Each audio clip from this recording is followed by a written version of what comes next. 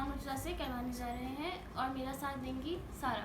السلام علیکم خواتین و حضرات، انکل ہمارے پروگرام میں آنے کے لیے خوش آمدید۔ بہت بہت شکریہ، آپ دونوں کے ساتھ بیٹھ کر بہت اچھا لگ رہا ہے اور مجھے خوشی ہے کہ آپ لوگ یہاں آئیں اور ہم جو چند سوالات جوابات کریں گے اور انشاءاللہ بہت اچھا بہت خوشی ہوئی کہ آپ ہمارے پروگرام میں آئے اور میں اور سارہ آپ سے آپ کے آرٹ اور شاعری کے متعلق کچھ سوال کرنا چاہتے ہیں اور ہمیں ہمارے ناظرین بھی اس انٹرویو کے ذریعے آپ کے بارے میں کچھ ضرور، مجھے ہی بہت اچھا لگے گا اور مجھے تو خیر دو خوبصورت خواتین کے ساتھ بیٹھ کے بہت اچھا لگ رہا ہے۔ انکل آپ شاعری کیوں کرتے ہیں؟ شاعری کیوں کرتے ہیں؟ عجیب سا سوال ہے، بہت اچھا سوال ہے ویسے، لیکن یہ کہ دیکھیں ہر انسان جو ہوتا ہے نا کچھ اپنے جو اس کے خیالات، جو جذبات، جو احساسات ہوتے ہیں نا وہ بیان کرنا چاہتا ہے۔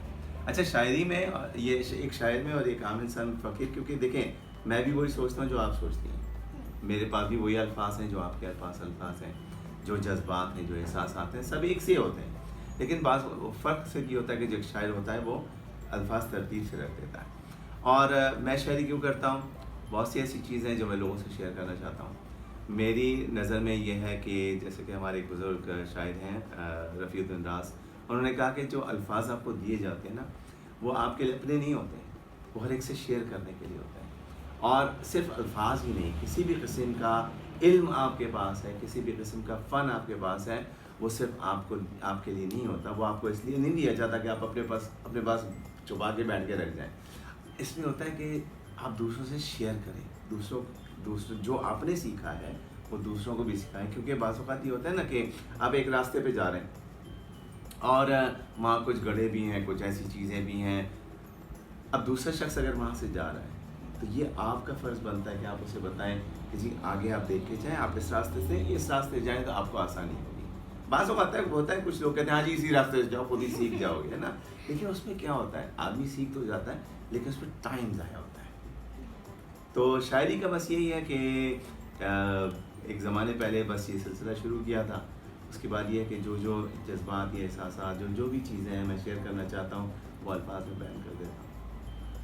انکل ہم نے آپ کی شاعری سنی اور ہم نے دیکھا ہے کہ آپ بہت آسان الفاظ میں اپنا موقف بیان کر دیتے ہیں اور پڑھنے والے کو کسی ڈکشنری کی بھی ضرورت نہیں پڑتی، تو ایسا کیوں ہے کہ بہت سے شعراء کی طرح آپ مشکل الفاظ استعمال نہیں کرتے؟ بیٹا بات یہ ہے دیکھو کہ اگر آپ مشکل الفاظ بیان کریں، ٹھیک ہے نا، اب میں نے اگر یہ غزل پڑھنی شروع کی، ٹھیک ہے، اور پہلے مصرے میں ایک ایسا لفظ آ گیا جس کا آپ کو مطلب نہیں پتا، جس کے لیے آپ کو ڈکشنری کی ضرورت پڑے گی، تو آپ تو اسی میں کھوئے ہوئے نا، یار اس کا مطلب کیا تھا، آپ سوچ رہے ہیں میں اپنی غزل سنانے جا رہا ہوں تو میری تو غزل ضائع ہو گئی نا۔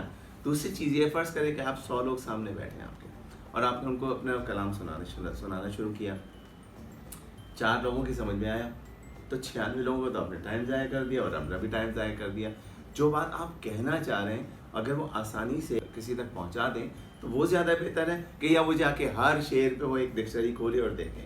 بہت سے لوگ یہ کہتے ہیں جی نہیں وکیبلری کے کچھ الفاظ، لیکن ضروری نہیں ہوتا کہ آپ اپنے الفاظ سے کسی کو امپریس کریں۔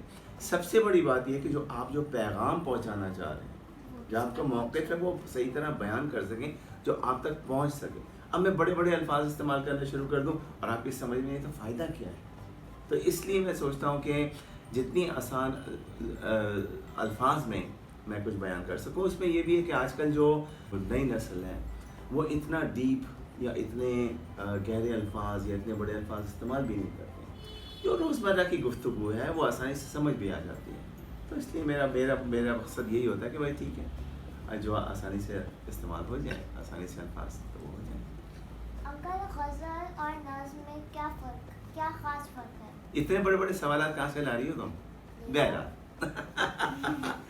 غزل اور نظم میں ایک تو بڑا فرق یہ کہ دیکھو کہ نظم جو ہوتا ہے نا، نظم جو ہوتی ہے وہ پہلا جہاں سے شروع کرتے ہیں تو وہ ایک ہی موضوع پہ چلتی ہے۔ غزل میں ہر جو 2 مصرے ہیں، جو ایک شعر بنتا ہے، ہر شعر میں آپ مختلف موضوعات کو اس کو کور کر سکتے ہیں۔ اگر ایک شعر آسمان سے ریلیٹڈ ہے، دوسرا شعر زمین سے بھی ریلیٹڈ ہو سکتا ہے، تیسرا شعر جو ہے وہ دنیا کے متعلق بھی ہو سکتا ہے، چوتھا شعر کسی محبوب کے متعلق بھی ہو سکتا ہے. لیکن نظم میں اگر آپ نے آسمان کے تذکرہ کیا تو وہ آسمان سے متعلق ہی ساری باتیں ہوں گی، زمین سے متعلق تو زمین سے متعلق باتیں ہوں گی، کوئی بھی ایک موضوع ہوگا. پھر اس میں مختلف چیزیں بھی ہوتی ہیں، مختلف اقسام کی نظمیں ہیں، مختلف اقسام کی غزلیں ہیں. لیکن زیادہ فرق میں یہی کہوں گا فی الحال آپ کو سمجھانے کے لیے کہ نظم جو ہے وہ ایک ہی موضوع پہ چلے گی، غزل جو ہے وہ مختلف موضوعات کو کور کر سکتی ہے. کہتے ہیں کہ اپنی پہلی محبت کوئی نہیں بھولتا، تو کیا آپ کی یہ شاعری آپ کی پہلی محبت کے لیے مطلب آپ کا محور کون ہے شاعری کا؟ پہلی محبت کا بتاؤں آپ کو کہ ہماری امی نے نا ایک دفعہ جب ہم کافی چھوٹے تھے تو ہم سے کہا تمہیں کوئی پسند آئے نا تو وہ بتا دینا، ہمیں بتا دینا. ہم نے بتا دیا، انہوں نے اس کا گھر پہ آنا بند کر دیا. تو جہاں تک محور کا تعلق ہے میری ساری شاعری ایک ہی شخصیت کے گرد گھومتی ہے. میں کہوں گا 90% سے زیادہ شاعری ایک ہی شخصیت کے گرد گھومتی ہے. اور اس میں یہ ہے کہ جو 10% شاعری میں کہوں گا جس میں ملک سے متعلق ہے، پاکستان سے متعلق یا پرانی یادوں سے متعلق، تو میری جو پرانی یادیں ہیں اور یہ جو نظمیں ہیں انہوں نے پوری شاعری کا ایک احاطہ کر لیا ہے.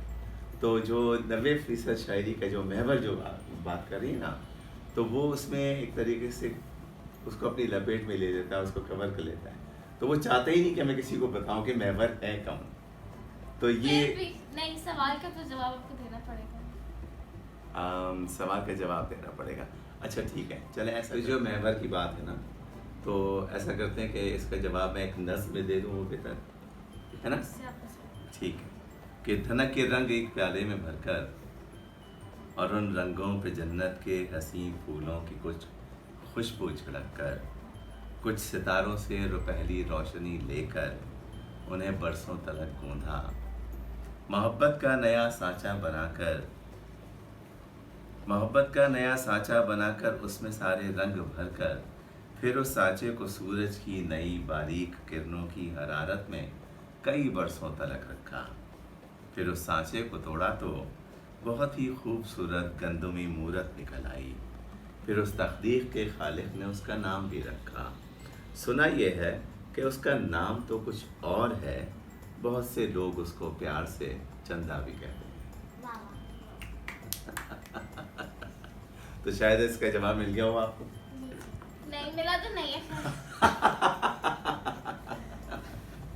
اچھا، اور تو نہیں، لیکن مجھے بہت اچھا لگ رہا ہے آپ اس قسم کے سوالات کر رہی ہیں آپ دونوں، اور اچھی بات ہے.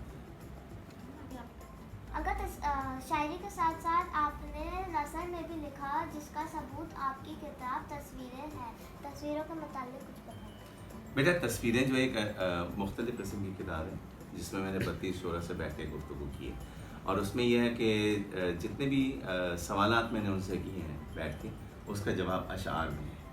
اور تو اس طرح ایک گفتگو ہے بیٹھ کے جس میں میری ملاقات ہوئی میر سے، میر تقی میر سے، غالب سے، جگر، پانی، داغ، ساحر لدھیانوی اور مجید امجد، امیر بہت سے شعراء اس میں شامل ہیں، حمایت علی شاعر بھی ہیں، امجد امجد بھی ہیں. تو ان سے تصوراتی طور پہ ایک گفتگو ہے، اور اس کے باقاعدہ جیسے میں مثال کے طور پہ ایک مثال دے دوں، جیسے میری ملاقات علامہ اقبال سے ہوئی اور ہم جا کے ایک ریسٹورینٹ میں بیٹھ گئے. وہاں پہ جو تھے ایک مولوی صاحب وہاں سے ہم سے گزرے، تو علامہ اقبال انہیں دیکھ کے مسکرانے لگے. تو میں نے کہا آپ مولانا کو دیکھ کے مسکرا کیوں رہے؟ تو وہ کہنے لگے وعدہ حور نے سب کچھ سکھا دیا ہے باعث کو وگرنہ. میں نے کہا ارے مولوی صاحب تو ہمارے بہت اچھے آدمی ہیں، بچوں کو قرآن پڑھاتے ہیں، نماز پڑھاتے ہیں. تو وہ کہنے لگے سچ کہہ دوں ہے برہمن گر تو برا نہ مانے. میں نے کہا ارے برہمن ہم تو سید ہیں نبی کے خاندان سے. کہنے لگے یوں تو سید بھی ہو، مرزا بھی ہو، افغان بھی ہو. تو یہ اس قسم کی گفتگو، یہ سارے جو ان کی گفتگو ہے وہ سارے اشعار میں ہیں اور میرے پہ سوالات ہیں. تو یہ تصویریں جو ہیں وہ نثر ہے، اور باقاعدہ اس میں ابھی دوسری کتاب بھی تصویریں دوم بھی میری تیار ہے جس میں بھی کافی بڑے نام ہیں، احمد فراز ہیں، پروین شاکر ہیں، مصطفیٰ زیدی ہیں، قمر جلال بھی ہیں.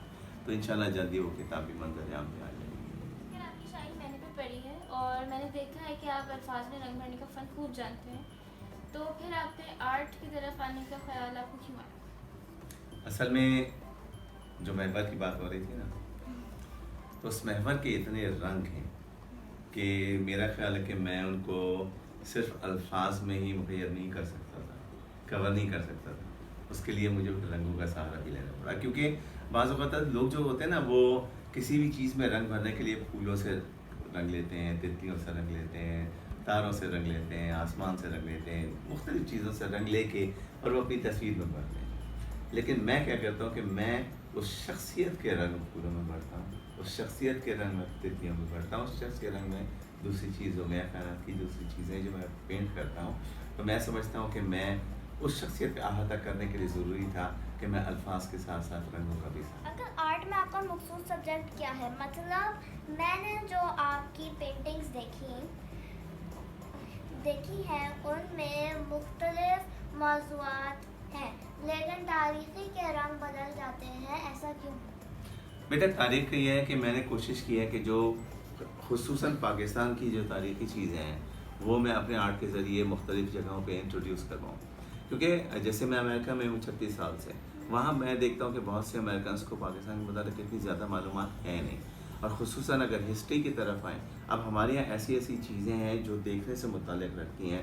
اس میں شاہ جہانی مسجد ہے, بادشاہی مسجد ہے, قلعہ ہے, اور بہت سی روہتاس فورٹ ہے. یہ ساری چیزیں یا موہنجو داڑو سے ریلیٹڈ اتنی چیزیں ہیں. یہ ضروری, یہ ہماری غلطی ہے کہ اگر کوئی یہ چیزیں جانتا نہ ہو. یہ ہمارا کام ہے کہ ہمارے پاس جو خزانہ ہے, تاریخی خزانہ ہے, جو چیزیں ہیں, جو ہماری روایت ہے, جو ثقافت ہے, ہم ان کو دوسروں تک انٹروڈیوس کروائیں. تو میری کوشش یہی ہوتی ہے کہ میں اپنی پینٹنگز کے ذریعے ان چیزوں کو دوسروں تک پہنچاؤں, ان کو روشناس کرواؤں کہ پاکستان کے پاس کیا ہے. انکل آپ ہمارے اور ہمارے ناظرین کے لیے کوئی غزل یا نظم سنائیں تو ہمیں بہت اچھا لگے گا. ٹھیک ہے, میں آپ کو ایک غزل کی چند اشعار سناؤں, ٹھیک ہے, لیکن آپ کو اس کو میرے ساتھ ساتھ دہرانا ہوگا تاکہ آپ کو بھی اچھا لگے, ٹھیک ہے. سکندر کا مقدر بک رہا ہوتا سکندر کا مقدر بک رہا ہوتا تو لے لیتے, کہیں سرخاب کا پر بک رہا ہوتا تو لے لیتے. ہماری تو یہی خواہش تھی, ہم چھوٹا سا گھر ایک دن تیرے گھر کے برابر بک رہا ہوتا تو لے لیتے. اور محبت کا جوڑ کر اس طرف پیغام لے جاتا, کہیں ایسا کبوتر بک رہا ہوتا تو لے لیتے. اور بصارت کھو گئی ورنہ ہم اپنے واسطے ایک دن, کوئی رنگین منظر بک رہا ہوتا تو لے لیتے. ہماری پیاس کی شدت کا وہ عالم ہے مت پوچھو, کہ صحرا میں سمندر بک رہا ہوتا تو لے. اپنا مزنا اور میری جانب سے آپ کا بہت شکریہ. انشاءاللہ دوبارہ ہماری ملاقات. بالکل بیٹا, بالکل بالکل. ہم تینوں حضرات ہم بہت شکر گزار ہیں انکل عرفان مرتضیٰ کے کہ انہوں نے اپنی مصروف زندگی سے ہمیں کچھ وقت دیا, اور اب مجھے اور سارا کو اجازت دیجیے. اللہ حافظ. اللہ حافظ. بہت بہت شکریہ آپ سب کا, اور آپ دونوں کا بھی بہت بہت شکریہ.